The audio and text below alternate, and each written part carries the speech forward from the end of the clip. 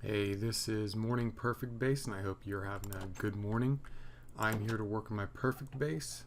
I'm going to work on it a little bit each day, and we're going to see what happens after a couple weeks. I'm trying to mix it up right now with the news formats. Usually I talk a little bit about the news, and today I'm going to do one. I'm going to start working on my storage room. And I'm also going to talk about some slightly not well researched news things, just kind of talking about, just doing some hot takes basically. Hot takes is going to be the name of this one. And the deal is, maybe I haven't researched all of this. That is going to be water, isn't it? But, something I can talk about at length is going to be a little less formal, a little more emotional. And I'm going to try to build, as much as I can, a good place to keep stuff. Last time I kind of ran short on some space for some dirt. So I'm going to try to make my storage room here and probably start moving stuff between recordings to get a place to keep things. So Erik Hagerman, he was a Nike executive who, after Trump won, bought a farm and stopped watching the news and what he calls the boycott. He just didn't want to watch the news anymore because he didn't want to be upset by it. And so now he has a pig farm. And he doesn't let people talk about the news around him. He's been cordial about it, but like, his siblings had to brief their teenagers when he visited them. It's like, dude, you're gonna hear the name Robert Mueller. Maybe sack up, dude. Like, I respect disengaging from the news for your own health. Like, I am a bit too deep into stuff. I know that. And this entire show is how I kind of process that a little bit. And when I don't, I feel less healthy. Actually, I don't know if I feel any healthier when I do this. But anyway, he's going to fix up part of a lake as part of some vague social recompense for his aggressive lack of social responsibility. And, it's a petulant, selfish media blackout because Trump won. Like, I understand the concept behind safe spaces, and this has nothing to do with safe spaces. I know this because I'm an intelligent human who has just once in my life Googled safe spaces. But this is the cartoon version. This is what conservatives think safe spaces and special snowflakes are, buddy. You're living the cliche, and I don't know how you live your life with no self-respect, but it's remarkable that you do. Like extreme life forms living on the bottom of the ocean, I'm impressed you could exist that way. My note card here says, just ramble and improvise because you were going to do that anyway. And honestly, I'd hope that would hamstring me a little bit more, but it really hasn't. Anyway, Diane Feinstein. Senator Diane Feinstein from California hasn't received her party's endorsement in the California primaries. This lady's been around a while, I think. And they're just not endorsing her. I'm not privy to that. I mean, I think some party guys are like, we're not going to do that. Bernie Sanders hasn't endorsed her either, and I guess her people are angry about that as well. She's probably going to win anyway. I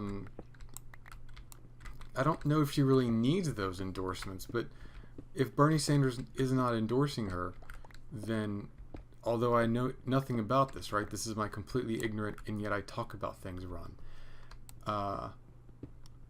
Is that maybe she should be more progressive if she wants his support? I don't know. As someone who likes Bernie Sanders, I guess it's rough that there's a council of political party power brokers who give people a nod and then squelch any candidate who doesn't appease their little board of mega voters or super delegate, whatever you want to call them. That's gotta sting a little bit when it stops good popular candidates from succeeding.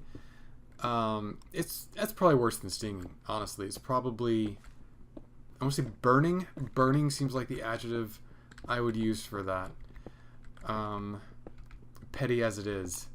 I don't know. For all I know, I'm standing here and Diane Feinstein endorsed Bernie Sanders. But yeah, it is a problematic political system when power brokers within the party keep good candidates from running. Like, that's a systemic problem. Not, for example, Bernie Sanders and his mythical sexism. I have seen, Trump supporters are happy about this because they hate whatever Democrats like. I don't mean general Republicans in this one. I know I paint with a broad brush, but I mean specifically Trump supporters. But I've seen people say, "Oh, if it makes them happy, then it's a terrible idea." And fuck off with that. Sometimes the wise decision is going to make a bunch of cackling idiots happy, and you can't call that a loss because it makes them happy. That's their playbook. If you think that because this makes your political opposition happy, it's a bad move, then get your placards out for 2024, and you can help remake the Republican Party once you split with the progressives. Because honestly, bro, just chill the fuck out. That's not a way to run these things. Okay, look, Diane Feinstein deserves support because she's a fine representative of the people of California. I think that's a fine argument to make. Again, I don't know anything about her, but okay. She deserves party because she's been a supporter of the party. It's cynical, but I can get behind it. Diane Feinstein deserves support because she supported bills X, Y, and Z. Okay, fine line of logic there. Because she's a woman? No, shut up. Feinstein deserves support because it'll piss off conservatives? No, absolutely not. Fuck all the way off. How could you possibly be so stupid? Do you take lessons? Martin Shkreli, yes. Okay, so Martin Shkreli got sentencing this week. He's going to jail for 84 months.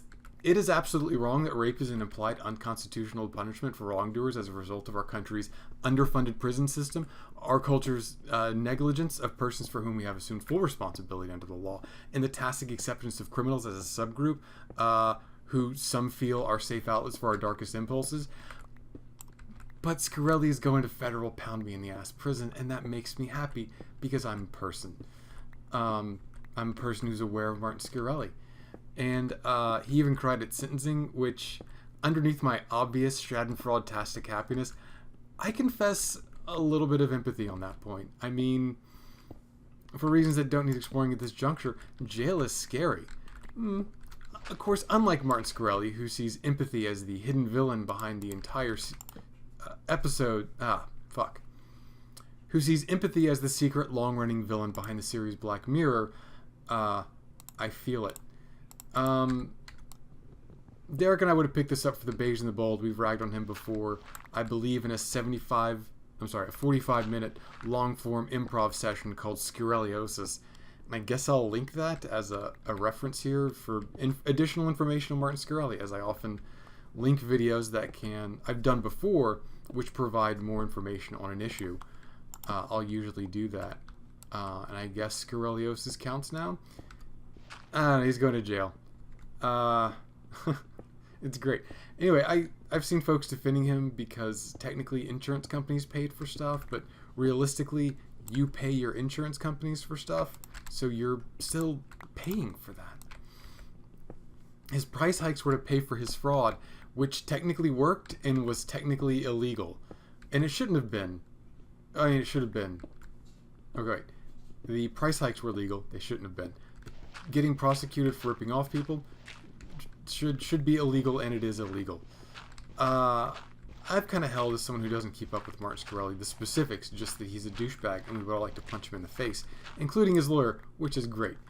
I've entertained the possibility that he was trolling to reveal flaws, saying, "Hey, look, guys, your system's fucked. I'm fucking you with your system, and it's all legal. I'm Martin Shkreli. Don't punch me in the face." But he forgot the one rule of that system, bigger than the laws, which is nothing is illegal unless you get caught. And if you bring attention to yourself, you're going to get caught.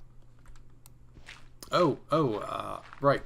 So Magic the Gathering had this last set called Ixalan, which is vampire conquistadors versus native merfolks and humans. And so this has come up, and I'm going to talk about it. And you would think that the centuries-old discovery and plunder of the Americas wouldn't have modern political punch behind it. Oh my god, have you been reading? Oh god, that's more water. That's more water than I wanted. Fuck, no, stop. Oh god, water and darkness. Shit.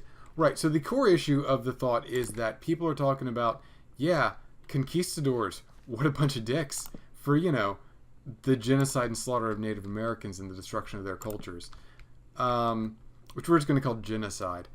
And then someone else goes, yeah, but Native Americans, they had wars and killed people too, right? And that is factual. Obviously, you fucking idiot. But there's always a question of what is being said and when and why.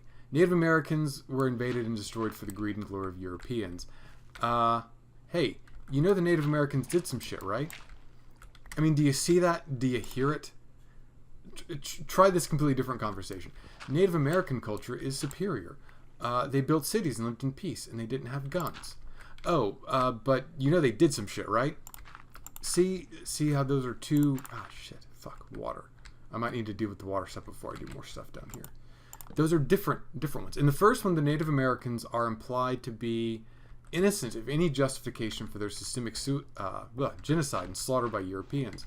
What Europeans did was unjustified and unconscionable. And if any part of your identity is European, you should probably look at that and feel a little bad. The same way you'd feel pride in European accomplishments, which are numerous. That genocide was in no way related to native warfare. That war is a fact, but to bring that up in context only serves to justify the genocide. I mean, full stop. Why else would you say that in that conversation? Because you're trying to justify the genocide.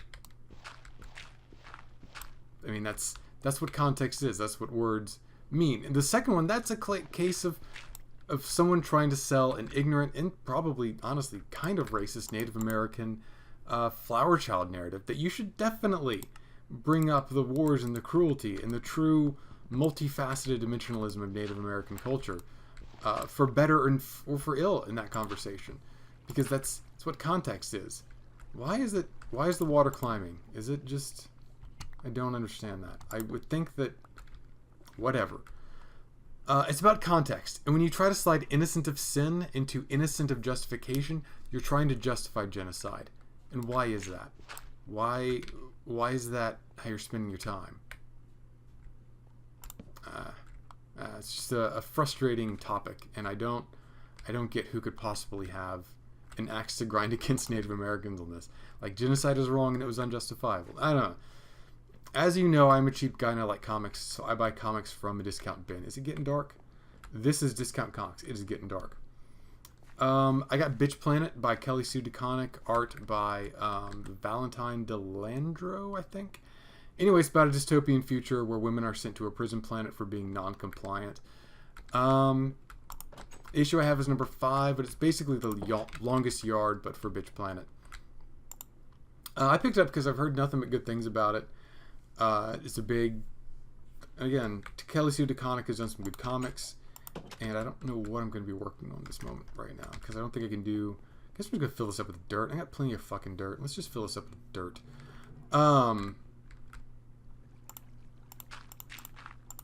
So anyway, the inmates play the guards in Anbojutsu or Kosho or, Murder Ball, whatever it is. And the inmates win the game, of course, but of course the entire thing is rigged. Bitch Planet's good, and I'm certain there are folks who describe it as SJW nonsense or whatever. It's clearly feminist work with a social message behind it. It's I want to say satirical. I might not be using satirical rightly. It's got a message behind it, but it's good. It's an amazing work. Maybe not in terms of like the construction of the sentences and all that kind of stuff. That stuff is all workman. It's a good comic. I say it a lot where more comics should be of this quality, and Bitch Planet is definitely of that quality. But I read a lot of disco comics that are uninspired and trope-laden and just lazy and just, oh, I have such a cool idea, but I have been pinned into a retail store and have to listen to people pitch to me. And it's, oh shit. Alright, that was a creep. Oh fuck, I just did all that. Aw, you dick. That's the price you pay, I guess. So, anyway, so Bitch Planet, I believe the characters. I'm going to talk about other disco comics this week where, no, Bad Water. Where, like, the villain, you do cutaways to villains, but which are just pointless and hackneyed and overdone. But in this one, it serves to improve this setting and tell you about the villains as people, and it creates this world where you kind of get it. You kind of say, hey, look, here's the paradigm. These people are non-compliant. And for no good reason, they've been put in jail. And because of that explosion, my notes have scrolled off the screen. So, like, in terms of, like, ooh, legendary art, like Grant Morrison stuff, I mean, no. But in terms of saying, hey, look, here's, like, the treatment of women and a harsh treatment of misogyny, it's just like, yeah, obviously, this stuff isn't groundbreaking. It's just obvious. It's taken the subtext of misogyny in a lot of works, which shouldn't be there, and turned it into text. And that's not revolutionary, but like it's a good story to tell. It's a good central conflict, and the characters feel real. I like the comic. I would like to read more of it. I'm not strongly compelled to read more of it because I kind of get it. But you know, I enjoy the read, and it's not laden with social messages. The social messages are in the construction of the world. And if it feels like I'm abstractly rambling more than usual, it's just because I'm out of slides, and I really want to finish this seafloor before I punch out of here for the day. And this is going to be good enough. So TLDR, Bitch Planet, pretty good. Shallow Swimming Pool. Until I get a good sign off, guys.